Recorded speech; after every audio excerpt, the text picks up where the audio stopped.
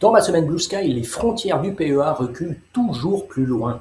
Réservées en théorie aux actions des pays de l'Union européenne ou aux fonds exposés à hauteur d'au moins 75% à des actions de pays de l'Union européenne, cette enveloppe s'est ouverte à des valeurs non éligibles par la magie de la réplication synthétique. J'en rappelle le principe. Le fonds investit dans un panier de valeurs éligibles et en échange la performance contre celle d'un indice comprenant des valeurs inéligibles avec une banque d'investissement. Il est ainsi possible de loger dans son PEA le MSCI World, le S&P 500, le Nasdaq 100 ou le Topix.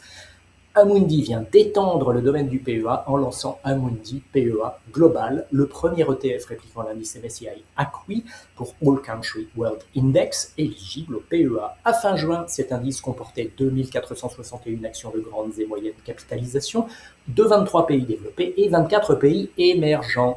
MSCI ACWI, c'est MSCI World plus MSCI Emerging Markets. Les frais d'Amundi PEA Global sont élevés comme tout produit qui n'a pas de concurrent, 0,30% par an. Espérons que BlackRock lancera rapidement un ETF moins cher comme il l'avait fait pour l'indice MSCI World. Le FTSE All World est l'alternative au MSCI ACWI. L'ETF indiciel le répliquant le plus gros en Europe est celui de Vanguard avec 67 milliards d'euros d'encours. Confronté au lancement récent d'ETF moins chers par Xtrackers 0,07% de frais et BlackRock 0,12% de frais, Vanguard a baissé les frais de son produit phare pour la deuxième fois en moins d'un an, de 0,22 à 0,19% en octobre dernier, puis de 0,19% à 0,14% avec effet au 28 juillet. On découvre aussi avec Roger Urwin les hyperscalers de la gestion d'actifs. Quand on entend le terme hyperscaler, on pense à Amazon, Microsoft et Google. Mais pour le cofondateur du Thinking Ahead Institute, il y en a aussi dans l'univers de la gestion active.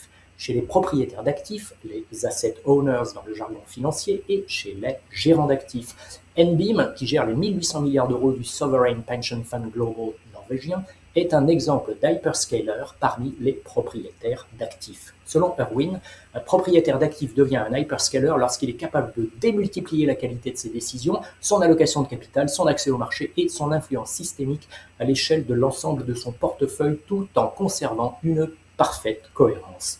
Quant aux hyperscalers de la gestion d'actifs, les plus gros sont BlackRock et Vanguard, le premier ayant franchi pour la première fois les 15 000 milliards de dollars d'encours à fin juin. Bonne lecture et bonne semaine.